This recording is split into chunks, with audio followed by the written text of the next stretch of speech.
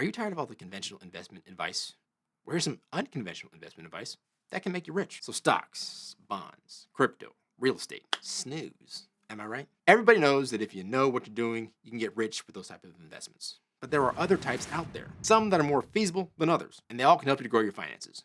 Let's take a look. Unconventional investments are those that fall outside of the typical stocks, bonds, and mutual fund morose that we typically hear on our favorite YouTube channels and even on CNBC and places like that. They often involve unique assets that can provide diversification and potential returns that are not directly correlated with traditional markets, thus saving you from the roller coaster that can be a stock market ride. Here are a couple of examples. Think of collectibles, items like rare coins, vintage cars, supercars. I should do a separate video on that topic alone. But they're stamps, comic books, antiques, and they all can increase in value over time. Their worth is often tied to their rarity, the condition that they're in, their historical significance, and the demand for them, among other things. Do you remember the baseball card craze a couple of years ago? Truth be told, that craze is still going on, but it's an example of collectibles that can grow your wealth. Then there's art investments. Investing in art pieces from renowned or emerging artists can provide substantial returns. The value of art can appreciate over time, especially if the artist gains fame or historical significance. Nowadays, there are also platforms that allow fractional ownership of artwork, making it easy to get in, even if you don't have a ton of money to buy on a Rembrandt or on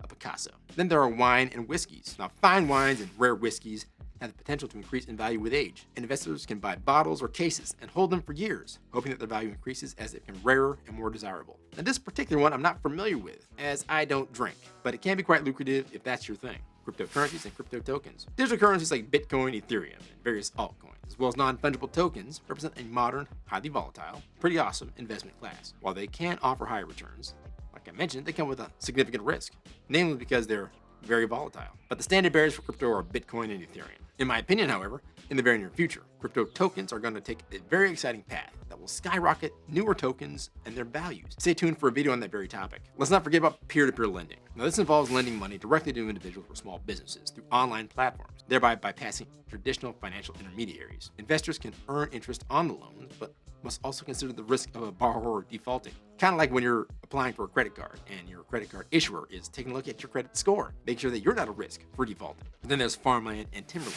Investing in agriculture and forests can provide returns through the sales of crops, timber, and the depreciation of the land in and of itself. These investments can also offer some hedge against inflation. Because, while they are still printing dollars, they're not making any more land, and they are typically less correlated with traditional stock markets. This one I was kind of surprised by. But you can purchase rights to music, books, patents, or even minerals, and these can provide a stream of passive income when the asset is used, sold, or licensed. Now, unconventional investments often add diversity to a portfolio that will help to hedge against stock market volatility. Now, that said, they also come with their own set of risks and challenges, including differences in valuations. One person thinks this thing is more valuable than another person. The lack of liquidity, i.e. they're not being traded very often, so there's not enough money and or buyers to take the purchase if you need the cash. And with some of these, there can be a higher barrier to entry. Now, that is why unconventional investments need to be accompanied by unconventional knowledge, the kind of knowledge that you get here at Finance Squared. So be sure to subscribe and click the notification bell.